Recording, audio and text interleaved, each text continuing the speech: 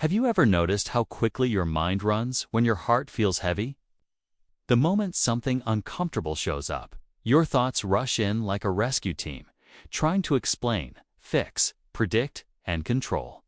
It feels helpful. It feels intelligent. But often, it is just another way of escaping what you are actually feeling. We don't run from our pain with our feet anymore. We run with our thoughts. Here is the quiet truth. Thinking can become a hiding place. We tell ourselves stories, replay conversations, imagine futures, analyze the past, and in doing so, we stay busy enough to avoid being present with what is real. Overthinking gives us movement without direction. It keeps us occupied while our emotions wait patiently to be seen.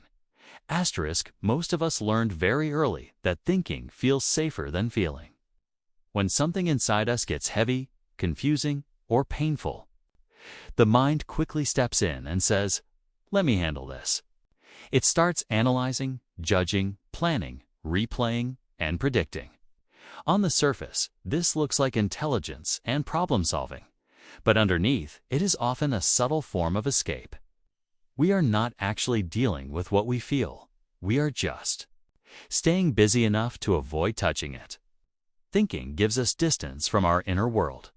It keeps us up in the head instead of down in the heart and body. When emotions rise, they bring vulnerability with them. Sadness, fear, grief, and longing do not ask to be solved. They ask to be felt. But feeling requires presence, and presence requires courage. So instead, we turn our feelings into thoughts.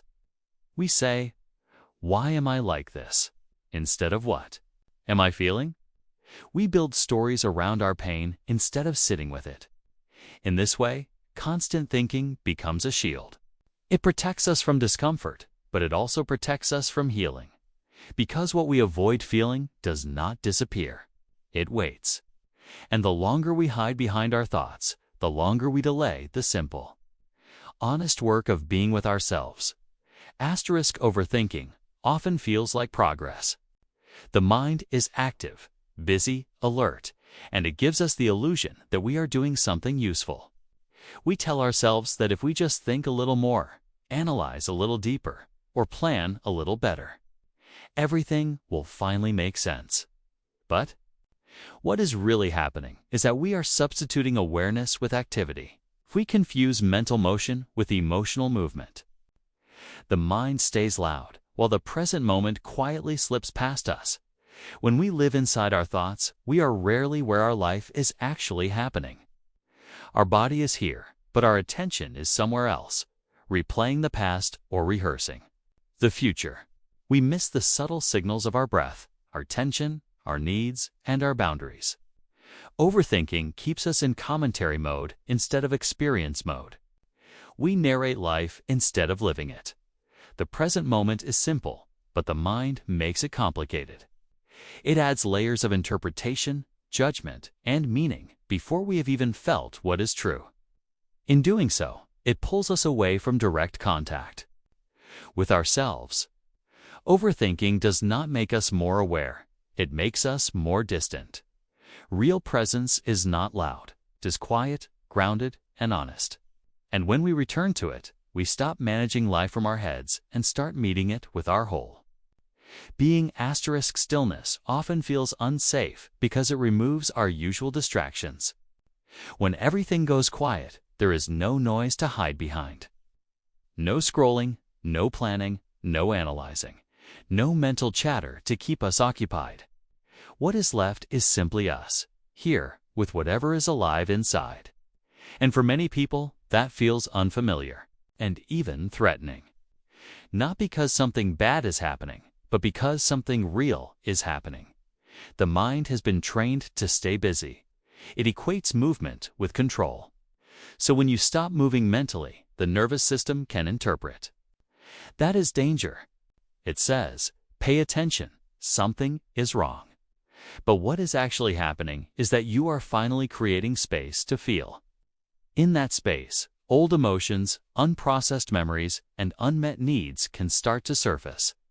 This is why stillness can Feel heavy before it feels peaceful, but stillness is not the enemy. It is the doorway. It is where your body can finally exhale and your heart can begin to speak without interruption. At first, it might feel like standing in an empty room with no furniture. Awkward, exposed. But if you stay, you start to notice that the room is not empty at all. It is full of truth, waiting patiently for your attention. Asterisk healing does not come from fixing yourself because you are not broken. It comes from allowing yourself. When we try to think our way out of pain, we often treat our emotions like problems that need solutions. But feelings are not equations. They are experiences. And experiences need space, not strategies. Real healing begins the moment you stop asking, "How do I get rid of this?" and start asking, "Can I be with this?"